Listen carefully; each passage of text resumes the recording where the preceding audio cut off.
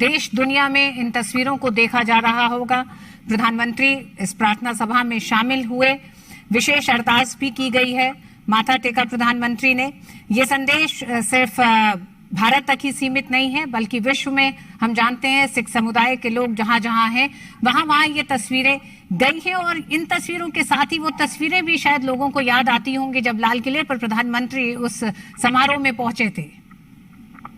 बिल्कुल, देखिए आप याद कीजिए, लगातार शायद ही मुझे लगता है कि सिख धर्म से जुड़ा हुआ कोई स्थल होगा जहां पीएम मोदी ना गए हों। एक बार नहीं, कई बार उनका विजिट हुआ, चाहे अमृतसर की बात हो या फिर हम जानते हैं डेरा नानक की बात हो, या फिर हम जानते हैं कि गुजरात में एक प्राचीन गुरुद्वारा 200-300 साल पुराना गुरुद्वारा था जो भूकंप में क्षतिग्रस्त हो गया था, जहां गुरु नानक देव जी के पांव पड़े थे। उसको किस तरह से पीएम मोदी ने, जब वो वहां के मुख्यमंत्री थे, उसको संरक्षित करने का उन्होंने प्रयास किया। तो एक तरह से हर एक प्रयास, और ये तस्वीरें देखिए आज जिस प्रेम भाव के साथ, जिस आस्था के साथ, जिस तरह से प्रार्थना पीएम मोदी ने वहां अरदास में वो शामिल हुए, जिस तरह से उन्होंने मत्था टेका, तो ये एक तरह से हर भारतीय को, सिख समुदाय के हर धर्मावलंबी को पूरी दुनिया में एक तरह से अभिभूत करती हैं कि पीएम मोदी किस तरह से गुरु नानक जैसे देवों को, उनके संदेशों को आगे बढ़ाने के लिए हमेशा प्रयासरत रहे हैं। तो ये जो एक सहज भाव पीएम मोदी का इन तस्वीरों में दिख रहा है, और बीते कई वर्षों से ये भाव सिख समुदाय, हर भारतवासी देखता आया है। निश्चित तौर पर आज जब पीएम मोदी संबोधित करेंगे तो उनका जो एक तरह से बीते कई दशकों से सिख समुदाय के साथ उनका जो कनेक्ट रहा है, उनके साथ जो संवेदनशीलता रही है,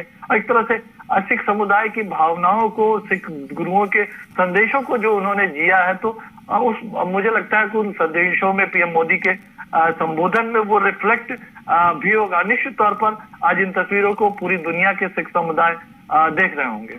जी सुधाकर, हम लगातार बात कर रहे हैं कि किस तरह से तमाम वो प्रयास रहे हैं मोदी सरकार के। उन प्रयासों में हम ये भी जानते हैं कि पाकिस्तान को लेकर मोदी सरकार ने एक तरह से आतंकवाद को लेकर नो टॉलरेंस की जो नीति है उस पर काफी सख्त दिखाई देते हैं, लेकिन करतारपुर कॉरिडोर को अपने कुछ शुरुआती कार्यक्रमों, प्रायोरिटीज में प्राथमिकता देते हुए उसे पूरा करना ये साफ बताता है कि सिख श्रद्धालुओं को सुविधा हो, उनकी जो श्रद्धा है उसको एक ताकत मिले, उनकी सुविधा के लिए इस पूरे कॉरिडोर को पाकिस्तान के साथ मिलकर उसे पूरा करना, और है जिसमें राजनीतिक चीजें दूसरी तरफ है, लेकिन समाज को जोड़ने वाली जो तमाम कदम है उन पर पीछे नहीं हटी है सरकार।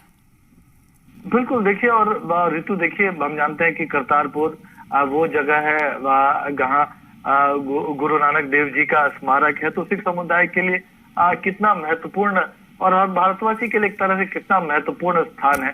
लेकिन 72 साल लग गए। प्रधानमंत्री मोदी जब आए तो वो उस तरह से उसको वो जो 6-7 दशक तक वो चीजें सिख समुदाय की जो एक डिमांड थी वो पूरी नहीं हो पाई, लेकिन उस डिमांड को कहीं पूरा किया तो प्रधानमंत्री मोदी ने किया। तो हम वही बात कह रहे हैं कि एक तरह से वो जो इच्छा शक्ति चाहिए, अगर आपकी संवेदनशीलता है, आप प्रेम करते हैं, तो आपके पास एक इच्छा शक्ति भी होती है। बीती सरकारों में वो इच्छा शक्ति नहीं दिखाई दी थी सिख समुदाय को, चाहे न्याय दिलाने की बात हो या उनके गुरुओं के संदेशों को आगे बढ़ाने की। और ठीक यही बात 1984 का कत्लेआम किसको याद नहीं होगा। और आपको याद है कि पीएम मोदी ने सत्ता संभालते ही अगर सबसे पहला अगर कोई डिसीजन लिया था तो 1984 के दंगों के अपराधियों को सजा दिलाने के लिए एसआईटी के गठन का एक तरह से वो उन्होंने किया था। हमने देखा कि कांग्रेस नेता सज्जन कुमार को किस तरह से एसआईटी के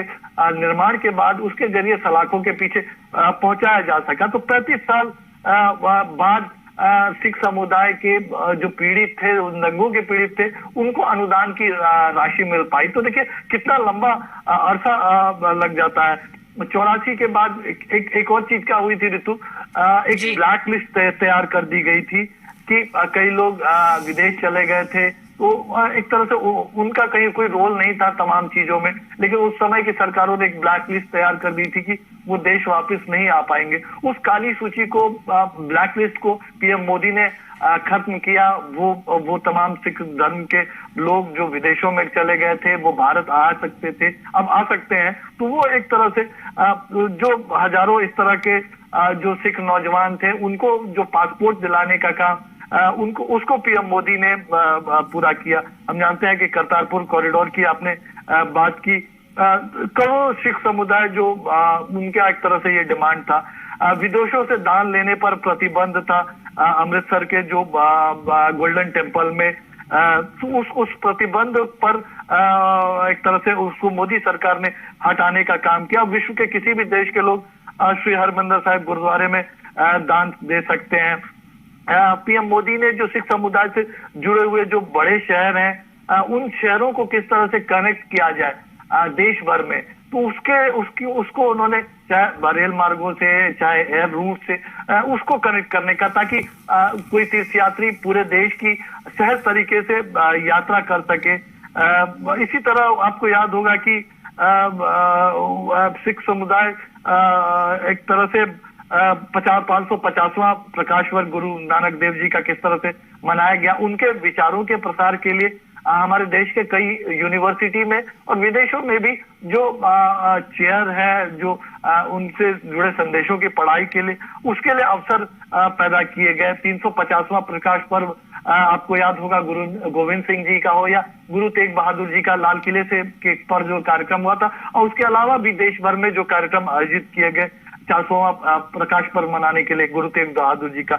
हम जानते हैं कि सुल्तानपुर लोधी जो गुरु नानक जी से जुड़ा हुआ था उसका किस तरह से एक तरह से उसको भव्य रूप दिया गया। तो एक तरह से कई इस तरह के उदाहरण हैं प्रधानमंत्री मोदी, और लगातार वो एक उनका कनेक्ट आप देखिए। जब गुरु ग्रंथ साहिब जी के प्रतीक स्वरूप को अफगानिस्तान से देश लाने की बात थी, तो उन्होंने अपने केंद्रीय मंत्रियों को सीधे एयरपोर्ट भेजा। जब भी इस तरह की बात आई तो वो अपने सिर पर माथे पर नंगे पांव किस तरह से, वो तस्वीरें भी आपको याद होगी। तो पीएम मोदी बिल्कुल सुधाकर, अफगानिस्तान से जब गुरु ग्रंथ साहिब को ससम्मान भारत लेके आया गया, और यही नहीं अफगानिस्तान के उस संकट में सिख समुदाय को भी किस तरह से निकाल के लेके आया गया। इसी के साथ हमने देखा है कि राजनीतिक दल अपने तरीके से इस पे कटाक्ष और आलोचनाएं करते रहते हैं, लेकिन इस तमाम इन कदमों को हम इस रूप में भी देख सकते हैं कि किस तरह से अन्य देशों में उत्पीड़न का शिकार सिखों को मोदी सरकार ने सीएए नागरिकता संशोधन कानून के तहत देश में एक तरह से पूरी कानूनी पहचान दी है। ये भी एक बहुत बड़ा कदम था, हालांकि राजनीतिक पार्टियां इस पे तमाम राजनीति करती रही हैं।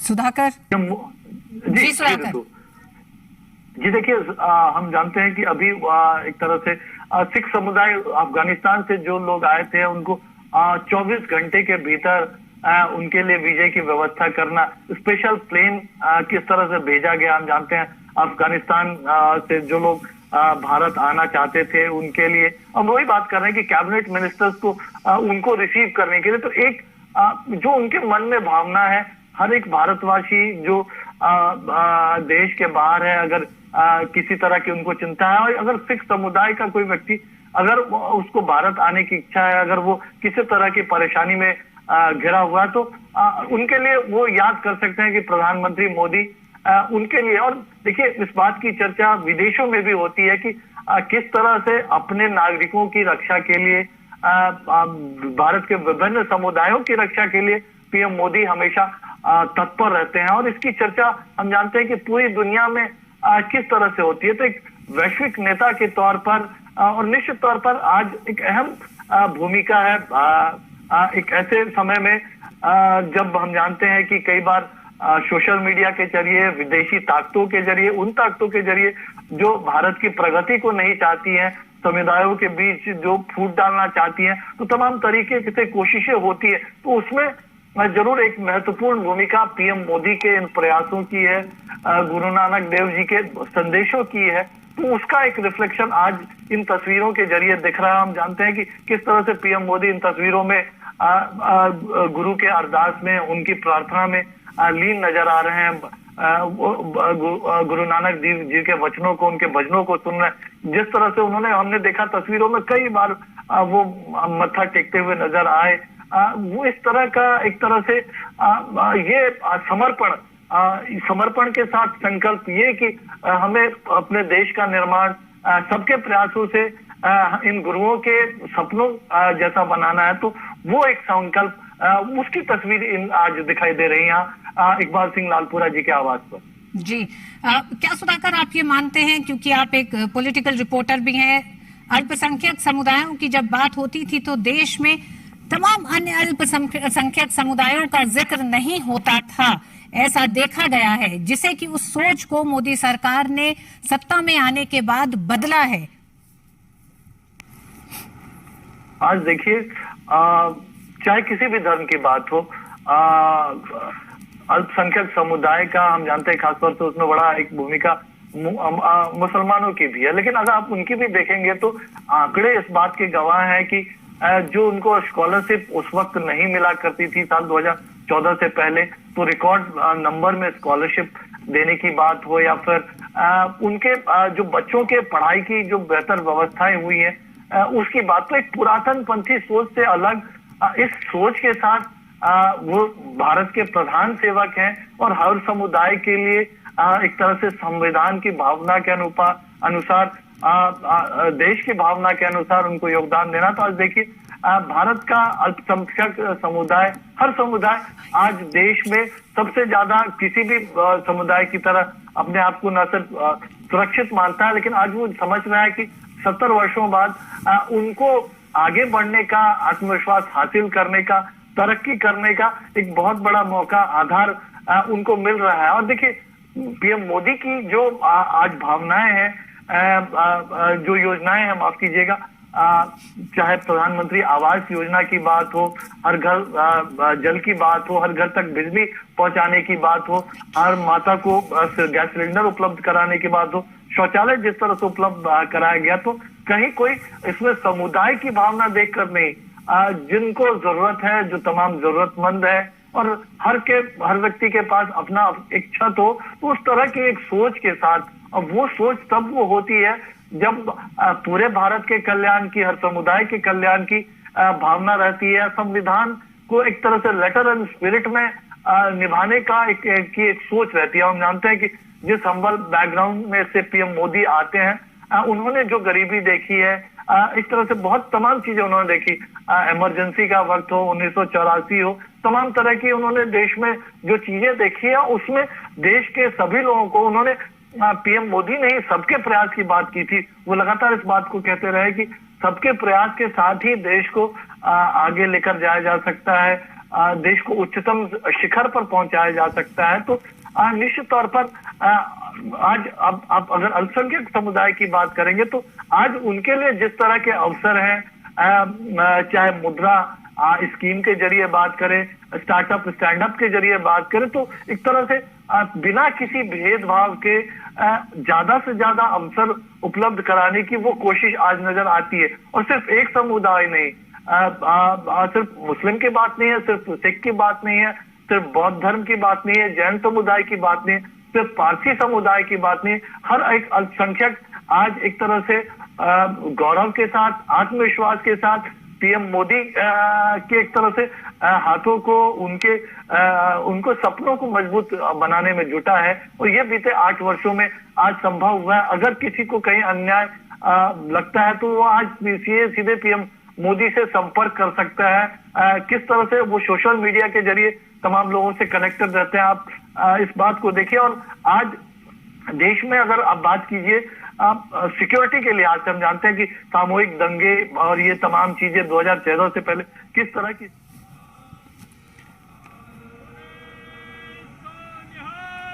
ये आप लाइव तस्वीरें इस समय देख रहे हैं। प्रधानमंत्री नरेंद्र मोदी इस समय इस गुरु नानक देव जी की जयंती समारोह में शामिल हुए हैं, प्रार्थना में हिस्सा लिया, विशेष अरदास की गई। बोले ਮੈਂ ਹੁਣ ਬੇਨਤੀ ਕਰਾਂਗਾ ਪ੍ਰਧਾਨ ਮੰਤਰੀ ਸਾਹਿਬ ਨੂੰ ਉਹ ਗੁਰਪੁਰਬ ਦੇ ਮੌਕੇ ਦੇ ਉੱਤੇ ਸੰਗਤਾਂ ਨੂੰ ਮਹਾਰਾਜ ਦੇ ਆਗਮਨ ਪੁਰਬ ਦੀ ਵਧਾਈ ਵੀ ਦੇਣਗੇ। ਵਾਹਿਗੁਰੂ ਜੀ ਕਾ ਖਾਲਸਾ, ਵਾਹਿਗੁਰੂ ਜੀ ਕੀ ਫਤਿਹ।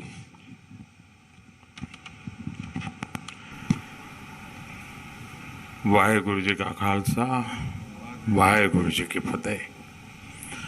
जो बोले सो निहाल, सत श्री अकाल। गुरु पर्व के पवित्र पर्व के इस आयोजन पर हमारे साथ उपस्थित सरकार में मेरे सहयोगी श्री हरदीप सिंह पुरी जी, श्री जॉन बारला जी, राष्ट्रीय अल्पसंख्यक आयोग के चेयरमैन श्री लालपुरा जी, सिंह साहब भाई रंजीत सिंह जी, श्री हरमत सिंह कालका जी और सभी भाइयों बहनों, मैं आप सभी को और सभी देशवासियों को गुरु पर्व की, प्रकाश पर्व की ढेर सारी शुभकामनाएं देता हूं। आज ही देश में देव दीपावली भी मनाई जा रही है। विशेषकर काशी में बहुत भव्य आयोजन हो रहा है। लाखों दियों से देवी देवताओं का स्वागत किया जा रहा है। मैं देव दीपावली की भी हार्दिक शुभकामनाएं देता हूं। साथियों, आप सभी को पता है कि कार्यकर्ता के तौर पर मैंने काफी लंबा समय पंजाब की धरती पर बिताया है और उस दौरान मुझे कई बार गुरु पर्व पर अमृतसर में हरमिंदर साहब के सामने मत्था टेकने का सौभाग्य मिला है। अब मैं सरकार में हूं तो इसे भी मैं अपना और अपनी सरकार का बहुत बड़ा सौभाग्य मानता हूं कि गुरुओं के इतने अहम प्रकाश पर्व हमारी ही सरकार के दौरान आए। हमें गुरु गोविंद सिंह जी के 350वें प्रकाश पर्व मनाने का सौभाग्य मिला। हमें गुरु तेग बहादुर जी के 400वां प्रकाश पर्व मनाने का सौभाग्य मिला। और जैसा अभी बताया गया, लाल किले पर तो बहुत एक ऐतिहासिक और पूरे विश्व के एक संदेश देने वाला कार्यक्रम था। 3 साल पहले हमने गुरु नानक देव जी का 550वां प्रकाशोत्सव भी पूरे उल्लास से देश और विदेश में मनाया है। साथियों, इन विशेष अवसरों पर देश को अपने गुरुओं का जो आशीर्वाद मिला, उनकी जो प्रेरणा मिली, वो नए भारत के निर्माण की ऊर्जा बढ़ा रही है। आज जब हम गुरु नानक देव जी का 553वां प्रकाश पर्व मना रहे हैं तो ये भी देख रहे हैं कि इन वर्षों में गुरु आशीर्वाद से देश ने कितनी ऐतिहासिक उपलब्धियां हासिल की है। साथियों, प्रकाश पर्व का जो बोध सिख परंपरा में रहा है, जो महत्व रहा है, आज देश भी उसी तन्मयता से कर्तव्य और सेवा परंपरा को आगे बढ़ा रहा है। हर प्रकाश पर्व का प्रकाश देश के लिए प्रेरणा पुंज का काम कर रहा है। ये मेरा सौभाग्य है कि मुझे लगातार इन अलौकिक आयोजनों का हिस्सा बनने का, सेवा में सहभागी होने का अवसर मिलता रहा है। गुरु ग्रंथ साहब को शीश नवाने का ये सुख मिलता रहे, गुरुबानी का अमृत कानों में पड़ता रहे और लंगर के प्रसाद का आनंद आता रहे, इससे जीवन के संतोष की अनुभूति भी मिलती रहती है और देश के लिए, समाज के लिए समर्पित भाव से निरंतर काम करने की ऊर्जा भी अक्षय बनी रहती है। इस कृपा के लिए गुरु नानक देव जी और हमारे सभी गुरुओं के चरणों में जितनी बार भी नमन करूं वो कम ही होगा। साथियों, गुरु नानक देव जी ने हमें जीवन जीने का मार्ग दिखाया था। उन्होंने कहा था, नाम जपो, कीरत करो, वंड छको, यानी ईश्वर के नाम जप करो, अपने कर्तव्य पर चलते हुए मेहनत करो और आपस में मिल बांट करके खाओ। इस एक वाक्य में आध्यात्मिक चिंतन भी है, भौतिक समृद्धि का सूत्र भी है और सामाजिक समरसता की प्रेरणा भी है। आज आजादी के अमृत काल में देश इसी गुरु मंत्र पर चलकर 130 करोड़ भारतवासियों के जीवन कल्याण की भावना से आगे बढ़ रहा है।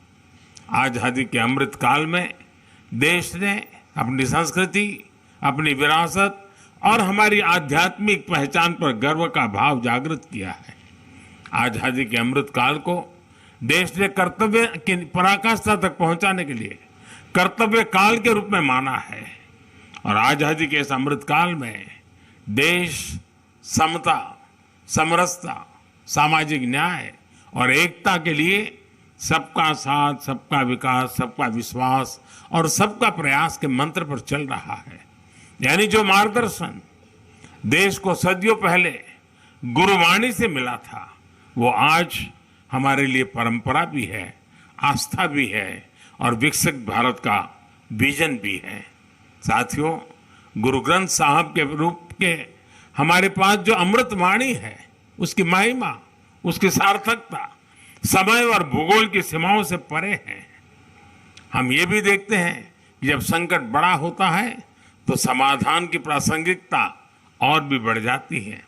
आज विश्व में जो अशांति है, जो अस्थिरता है, आज दुनिया जिस मुश्किल दौर से गुजर रही है, उसमें गुरुओं साहब की शिक्षाएं और गुरु नानक देव जी का जीवन एक मशाल की तरह विश्व को दिशा दिखा रहा है। गुरु नानक जी का प्रेम का संदेश बड़ी से बड़ी खाई को पाट सकता है और इसका प्रमाण हम भारत की धरती से ही दे रहे हैं। इतनी भाषाएं, इतनी बोलियां, इतने खान पान, रहन सहन के बावजूद हम एक हिंदुस्तानी होकर रहते हैं, देश के विकास के लिए खुद को खपाते हैं। इसलिए हम जितना अपने गुरुओं के आदर्शों को जिएंगे, हम जितना आपसी विभेदों को दूर करके एक भारत श्रेष्ठ भारत की भावना को मजबूत करेंगे, हम जितना मानवता के मूल्यों को प्राथमिकता देंगे, हमारे गुरुओं की वाणी उतनी ही जीवंत और प्रखर स्वर से विश्व के जन जन तक पहुंचेगी। साथियों, बीते 8 वर्षों में हमें गुरु नानक देव जी के आशीर्वाद से सिख परंपरा के गौरव के लिए निरंतर काम करने का अवसर मिला है और ये निरंतरता लगातार बनी हुई है। आपको पता होगा, अभी कुछ दिन पहले ही मैं उत्तराखंड माणा गांव गया था। इस यात्रा में मुझे गोविंद घाट से हेमकुंड साहब के लिए रोपवे प्रोजेक्ट के शिलान्यास का सौभाग्य मिला।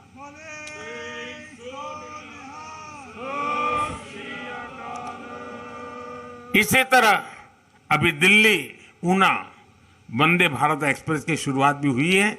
इससे आनंदपुर साहब जाने वाले श्रद्धालुओं के लिए एक नई आधुनिक सुविधा शुरू हुई है।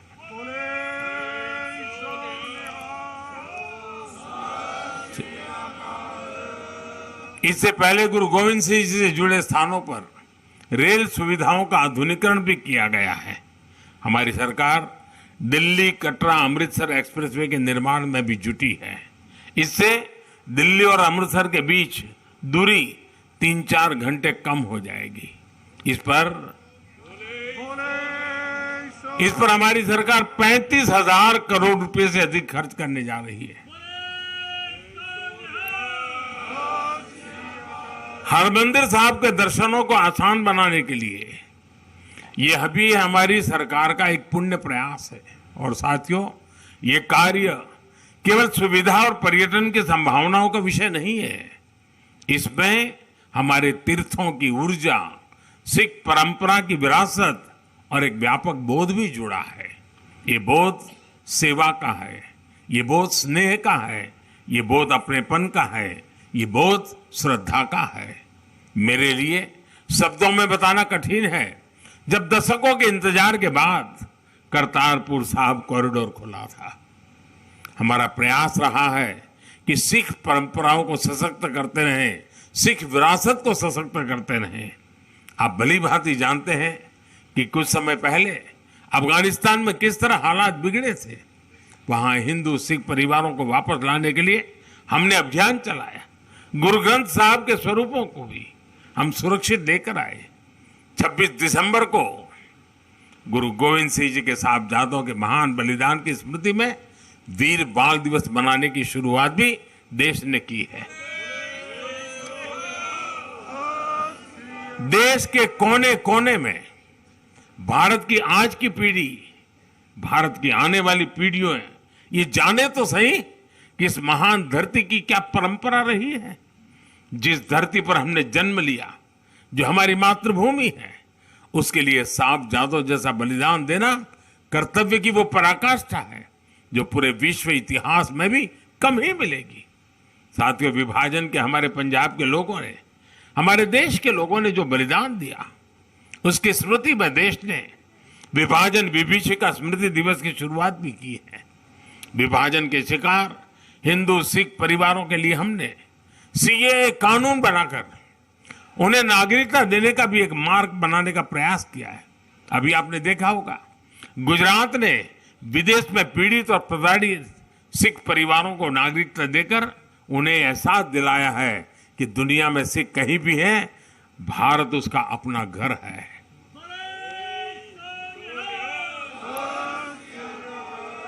गुजरात का मुख्यमंत्री रहते हुए मुझे गुरुद्वारा कोट लखपत साहब के जीर्णोद्धार और कायाकल्प का सौभाग्य भी मिला था। साथियों, इन सभी कार्यों की निरंतरता के मूल में गुरु नानक देव जी के दिखाए मार्ग की कृतज्ञता है। इस निरंतरता के मूल में गुरु अर्जुन देव और गुरु गोविंद सिंह के असीम बलिदानों का ऋण है, जिसे पग पग पर चुकाना देश का कर्तव्य है। मुझे विश्वास है, गुरुओं की कृपा से भारत अपनी सिख परंपरा के गौरव को बढ़ाता रहेगा और प्रगति के पथ पर आगे बढ़ता रहेगा। इसी भावना के साथ मैं एक बार फिर गुरु चरणों में नमन करता हूं। एक बार फिर आप सभी को, सभी देशवासियों को गुरु पर्व की अनेक अनेक शुभकामनाएं देता हूं। बहुत बहुत धन्यवाद। सो निहाल।